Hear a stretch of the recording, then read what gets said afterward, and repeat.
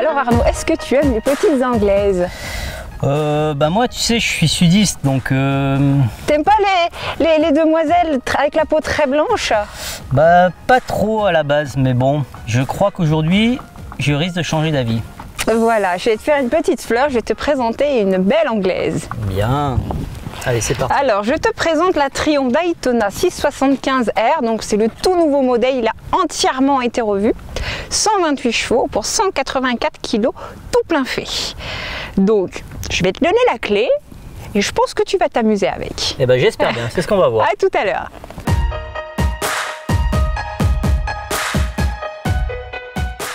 Allez, on repart d'une page blanche et on recommence. C'est comme cela que l'on pourrait presque qualifier la nouvelle Daytona R millésime 2013. L'ancienne version s'était déjà imposée comme l'une des références du marché à son arrivée en 2009 et la marque a bien l'intention de ne pas se laisser détrôner.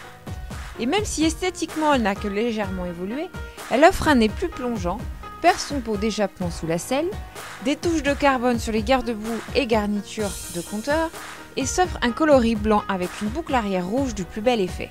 Notre modèle d'essai propose un 3 cylindres en ligne de 128 chevaux en full pour un poids de 184 kg tout plein fait. On gagne au final 3 chevaux, 500 tours minute et 2 Nm par rapport à l'ancienne génération. Cette Daytona possède un ABS adapté au circuit qui ne se déclenche que dans les grosses pertes d'adhérence et déconnectable si besoin. La position du pilote a été corrigée et devient moins exclusive. Pour finir, cette version R propose un système de suspension Öhlins et du full Brembo pour les freins.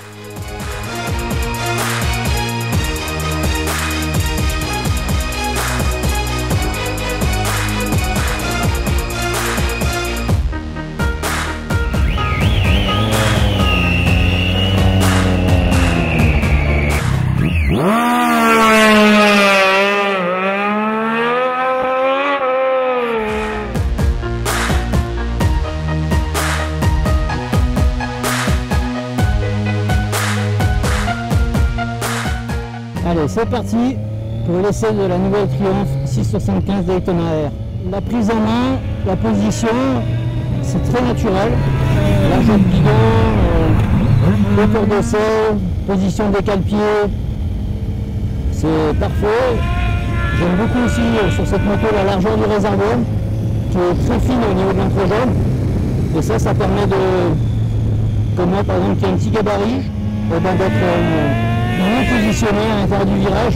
Le frein avant est très bien, c'est du Brembo, c'est très puissant. Donc là vraiment il y a de la puissance à revendre sur cette moto. Et la position du châssis, le fonctionnement du châssis je dirais, c'est carrément bluffant. Parce que j'ai vraiment été surpris par cette moto au niveau de la géométrie.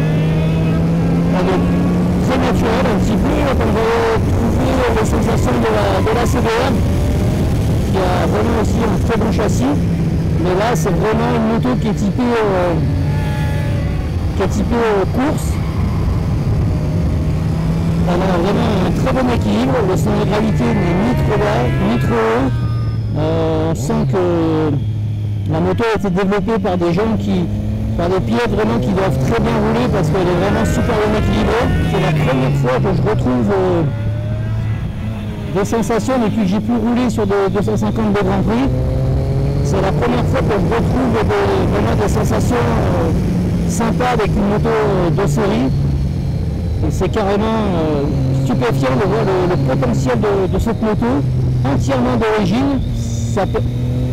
On peut faire des chronos qui sont vraiment incroyables, sorties de pièces avec les rétros, les pneus d'origine. Je ne pensais pas que c'était possible. Le moteur, il est pareil, il est parfait. Vraiment, le 3 cylindres, pour moi, c'est le meilleur compromis de moteur actuel. Je pense que l'aboutissement, c'est vraiment le 3 cylindres. Que ce soit sur 7 cylindrées ou sur 2 cylindrées, parce que j'ai roulé aussi avec 4 cylindrées en 3 cylindres. Et pour moi, c'est le meilleur compromis. Il y a du couple, il y a quand même une élasticité qui est importante. De la longe, c'est pareil. Mais surtout, ça procure une très bonne connexion entre la poignée de gaz et le poignet arrière. Et ça, c'est vraiment important pour la maîtrise de la machine et pour surtout la mise en confiance quand on a une bonne connexion entre la poignée de gaz et le pneu, ça permet vraiment de bien gérer la limite du grip. La boîte de vitesse c'est pareil, elle est très douce, le shifter marche très bien, l'étagement pareil, il est irréprochable. Voilà, sur la ferté gaucher, c'est quand même un petit circuit. Donc c'est sûr qu'on est souvent en première, deuxième. Et l'étagement tout à fait bien. On n'a pas de turbulence vers la bulle, on est très bien protégé. On peut rentrer très fort sur les freins également. En moto, on n'a aucun sous-virage, on prend plein de corde vraiment avec aisance. Vraiment surprenant que j'ai réussi à faire une moto si aboutie avec une moto de série. C'est vraiment du pur bonheur de piloter cette machine. Franchement, je ne pensais pas qu'un jour je pourrais ce genre de sensation sur une moto de série.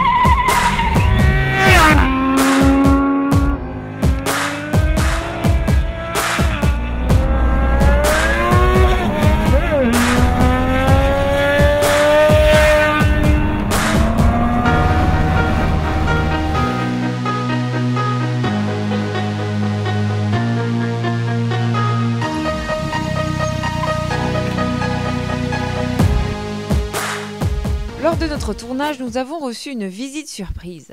Sohail Ayari est le pilote maison de Caradisia Coto. J'en ai profité pour lui jeter les clés de la Daytona et lui demander ses impressions. Eh ben, j'ai adoré, elle est trop bien cette moto. J'ai adoré les freins, la boîte de vitesse avec la première proche de la seconde là, donc on peut se servir de la première comme une vitesse à part entière. Et j'ai adoré les suspensions, c'est une moto qui bouge pas. J'ai adoré l'injection, enfin quand on tourne la poignée, il y a on a l'impression que ça arrive vraiment très progressivement. Sur l'angle on peut mettre la sauce exactement comme on veut, on est d'une précision à mourir quoi. C'est vraiment top de top. Et bon, après je suis pas un grand pilote moto, je connais pas beaucoup de motos, mais j'ai essayé déjà quelques motos et c'est de loin la mieux que j'ai essayé pour l'instant. Voilà, donc je pense depuis longtemps à m'acheter une moto pour venir m'améliorer. Et voilà, bon, je pense que ce sera un joujou que j'aimerais bien m'offrir. Alors Arnaud, qu'est-ce que tu en as pensé de cette petite Daytona R? Eh ben que du bien. Franchement, c'est une moto qui est fabuleuse. À ce point? Oui, franchement, la RSV4 m'avait beaucoup plu. J'avais vraiment eu des super sensations. Bon, évidemment, c'est pas la même cylindrée, c'est une 1000. Mais celle-ci, c'est tout simplement démoniaque pour une moto de série d'arriver à un tel niveau de sensation avec une moto de série comme celle-là. D'accord.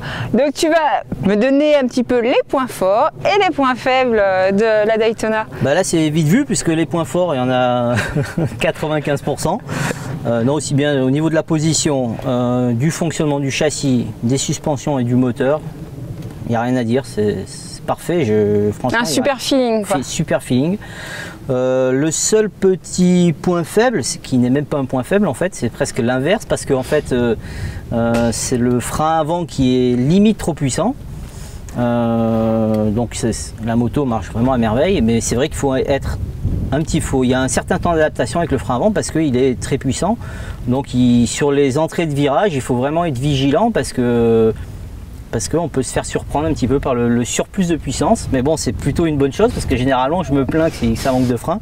Et ben là non, là c'est l'inverse. Donc voilà, c'est juste un tout petit ajustement à faire, je pense, au niveau de la qualité des plaquettes, mettre des plaquettes avec un petit peu moins de mordant et puis la moto est à 100% parfaite. Donc je ne te demande pas si tu l'achètes ou si tu n'achètes pas.